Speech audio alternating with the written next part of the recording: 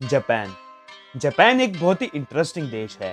अक्सर लोग इस छोटे से देश की ताकत और कैपेबिलिटी को अंडर एस्टिमेट करते हैं, लेकिन क्या आपको पता है कि जापान दुनिया का दूसरा सबसे डेवलप्ड देश है और यह छोटा सा देश हमारे राजस्थान स्टेट के बराबर आकार का है।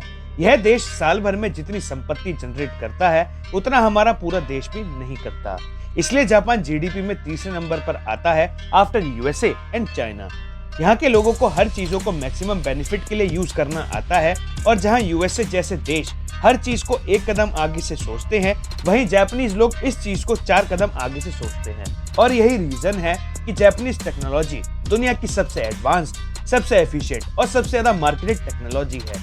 आज कोई भी जापान जाता है तो उसे लगता है कि मानो किसी ने उसे टाइम मशीन में बैठा दिया हो और वह समय में आगे चला गया हो।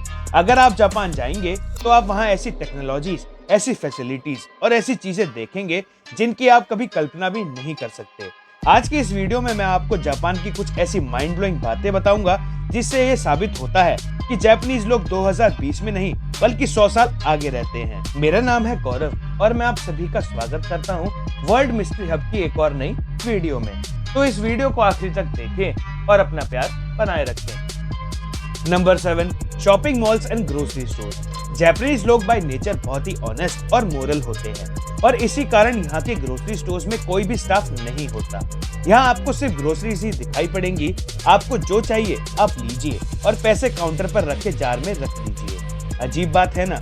अब आप शायद ये सोच रहे होंगे कि यहाँ सीसीटीवी कैमरास तो जरूर होते होंगे, पर मैं आपको बता दूं कि इन स्टोर्स में सीसीटीवी कैमरास भी नहीं होते, क्योंकि यहाँ के लोग इतने सच्चे और ट्रस्टवर्दी होते हैं कि वे लोग चोरी करते ही नहीं।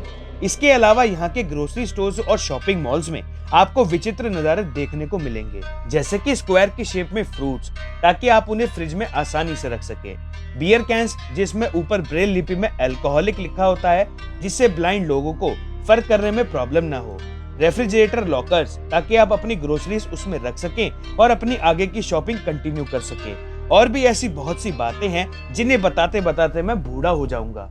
Number 6, glowing tattoos. दोस्तों, क्या आप जानते हैं कि जापान में बनने वाले परमानेंट टैटूज नॉर्मल टैटूज से थोड़ा हटकर हैं। यह glow in the dark tattoos permanent होते हैं। इन्हें बनाने के लिए जो इंक यूज की जाती है उसमें स्पेशल अल्ट्रावायलेट टेक्नोलॉजी इन्फ्यूज्ड होती है, जिससे यह टैटू सिर्फ अंधेरे में ही ग्लो करते हैं। इन टैटूज में काफी सारी वेराइटीज होती हैं। अगर आप चाहते हैं कि आपका टैटू सिर्फ अंधेरे में ही दिखे तो आप यह बनवा सकते हैं, और अगर आप चाहते हैं कि वो नॉर्मली दिन में भी दिखे तो आप वो भी बनवा सकते हैं। आप में से जो भी मॉम डैड के डर की वजह से टैटू नहीं बनवा पा रहे हैं, अपनी जापान की टिकट कराएं और जी लें अपनी जिंदगी। Number 5, vending machine. दोस्तों, आपने स्कूल, ऑफिस, रेलवे स्टेशन या एयरपोर्ट में वेंडिंग मशीन का इस्तेमाल तो कभी ना कभी किया ही होगा, लेकिन जहां हमारे शहरों में कुछ चंद जगहों पर ही वेंडिंग मशीन पाई जाती है, वहीं जापान में आपको हर 50 से 100 मीटर की दूरी पर एक वेंडिंग मशीन जरूर मिल जाएगी। पूरे देश में 6 मिलियन से भी ज्यादा वेंडिंग मशीन्स हैं, जिसका मतलब है कि वहाँ के हर 25 लोगों के लिए एक वेंडिंग मशीन उपलब्ध है।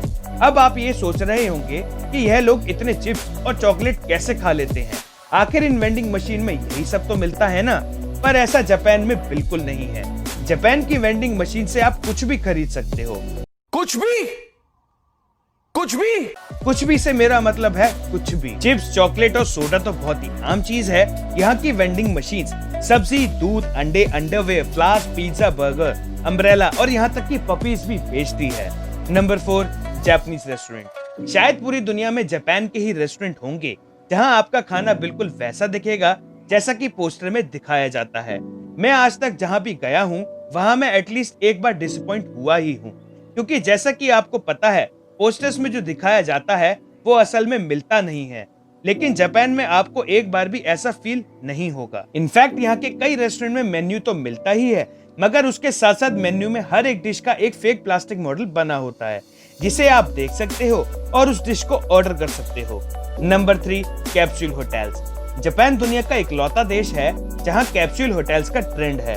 कैप्सूल होटल्स असल में बहुत ही कॉम्पैक्ट होटल्स होते हैं जहाँ रूम्स सिलेंड्रिकल शेप में होते हैं और एक के ऊपर बने होते हैं। आपका रूम बस इतना बड़ा होता है कि आप उसमें लेट सकें और बिना छत से टकराए बैठ सकें। इन छोटे रूम्स में आपको जरूरत की हर चीज अवेलेबल होती है। बाथरूम और टॉयलेट कम्युनल होते हैं, लेकिन बहुत ही साफ सुथरे। यह होटल्स आमतौर पर रेलवे स्टेशन और एयरपोर्ट्स के आसपास बनाए जाते हैं, ताकि अगर किसी कारणवश आपको रात में किसी अनजान शहर में रुकना पड़े तो आप इन होटल्स में आराम से रुक सकते हैं। Number 2, transport. जापान की बुलेट ट्रेन्स तो पूरी दुनिया में फेमस हैं ही, लेकिन यहाँ की बुलेट ट्रेन्स की सिर्फ स्पीड ही माइंड ब्लोइंग नहीं है। टोक्यो की यूरिका मॉम लाइन की ट्रेन में कोई भी ड्राइवर नहीं होता। यह ट्रेन पूरी तरह से कंप्यूटराइज्ड है। इसके अलावा इन ट्रेन्स में कई एडिशनल फैसिलिटीज जैसे कि स्मोकिंग एरियाज, बेबी चेयर्स और फुटबाथ भी होते हैं, ताकि आप अपने सुहाने सफर को और सुहाना बना सकें। टोक्यो में स्थित चीबा अर्बन मोनोरेल सिस्टम में एक ऐसी ट्रेन भी चलती है जिसका ट्रैक हवा में है और यह ट्रेन उल्टी लटक के चलती है। यह दुनिया की एक इकलौती उल्टी लटक के चलने वाली ट्रेन है। शायद दोस्तों इससे ज्यादा फ्यूचरिस्टिक चीज इस दुनिया में एग्जिस्ट ही नहीं करती। और अगर आपके हिसाब से है तो प्लीज हमें कमेंट सेक्शन में कमेंट करके जरूर बताएं। नंबर 1 से पहले अगर आप इस चैनल पर नए हैं तो इस चैनल को सब्सक्राइब कर लें और बेल आइकन को प्रेस कर लें, जिससे कि आप कोई भी नोटिफिकेशन मिस ना करें और वीडियो आप तक सबसे पहले पहुंचे। Number 1, robot staff of hotel.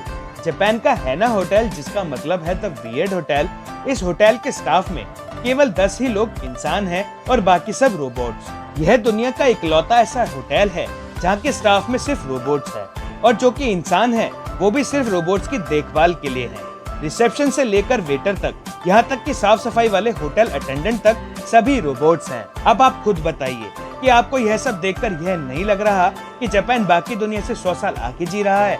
Japan एक बहुत ही छोटा देश है, लेकिन यह इस कहावत का जीता जागता एग्जाम्पल है कि कभी भी किसी चीज को उसके लुक्स और साइज से जज नहीं करना चाहिए। मैं उम्मीद करता हूँ कि आपको वर्ल्ड मिस्ट्री हब का यह एपिसोड पसंद आया होगा। इस एपिसोड को लाइक करें, शेयर करें सभी के साथ, और अपने सुझाव और फीडबैक हमें कमेंट सेक्शन में देना ना भूलें। सब्सक्राइब कर लें इस चैनल को, जिससे कि आप कोई भी नोटिफिकेशन मिस न करें। आप हमें फेसबुक, इंस्टा और स्नैपचैट पे फॉलो कर सकते हैं, लिंक डिस्क्रिप्शन में दिया हुआ है।